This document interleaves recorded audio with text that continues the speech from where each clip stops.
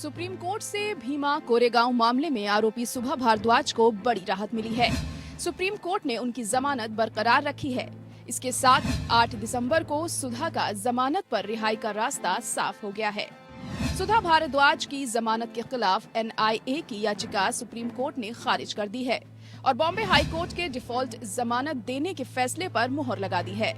Supreme court ने कहा कि इस मामले में दखल देने की कोई वजह दिखाई नहीं देती, लिहाजा याचिका खारिज की जाती है। सुप्रीम कोर्ट ने कहा कि निचली अदालत के पास NIA मामले की सुनवाई का क्षेत्राधिकार नहीं था। पुणे कोर्ट को UAPA के तहत नजरबंदी का समय बढ़ाने के लिए सक्षम नहीं था, क्योंकि वो NIA विशेष अदालत नहीं थी, क्योंकि कोर्ट को NIA अधिनियम की धारा 22 के तहत एक विशेष न्यायालय अधिसूचित नहीं किया गया था। अतिरिक्त सॉलिसिटर जनरल अमन लेखी, जो NIA की ओर से पेश हुए, ने 2 मुख्य बिंदुओं को उठाकर तर्क किया।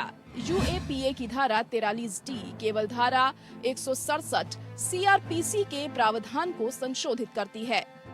UAPA की धारा 2 के तहत कोर्ट की परिभाषा जब तक कि संदर्भ की आवश्यकता न हो से शुरू होती है, जिसे उच्च न्यायालय ने ध्यान में नहीं रखा है। न्यायमूर्ति ललित ने कहा कि यहाँ संदर्भ जांच है, जो ट्रायल से अलग है। हिरासत के लिए क्षेत्राधिकार अप्रासंगिक है, क्योंकि आरोपी को न्यायालय में लाया जाना है। न्यायमूर्ति ललित ने बताया कि धारा 167(2) के प्रावधान में मजिस्ट्रेट के बजाय कोर्ट शब्द का उपयोग किया गया है, जब ये हिरासत की अवधि 90 दिनों से अधिक बढ़ाने की बात करती है। न्यायमूर्ति भट्ट ने कहा, अगर कोई विशेष अदालत है तो वह एकमात्र अदालत होगी जो इस पर सुनवाई कर सकती है। न्यायाधीश ने बताया कि UAPA की धारा 2D के अनुसार अदालत का अर्थ है एक आपराधिक अदालत जिसका अधिकार क्षेत्र है और जिसमें राष्ट्रीय जांच एजेंसी अधिनियम 2008 की धारा 11 या धारा 21 के तहत गठित एक विशेष न्यायालय शामिल है। धारा 11 केंद्र सरकार द्वारा बनाए गए विशेष न्यायालय के बारे में बात करती है और राज्य सरकारों द्वारा बनाए गए विशेष न्यायालयों के बारे में धारा 22 है। पीठ ने कहा है कि UAPA अधिनियम के तहत कोई विशेष न्यायालय नहीं है।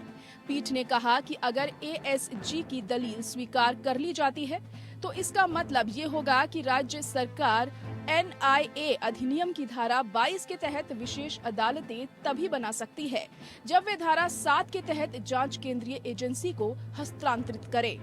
इसके बाद पीठ ने याचिका खारिज करने का फैसला किया। Bureau report.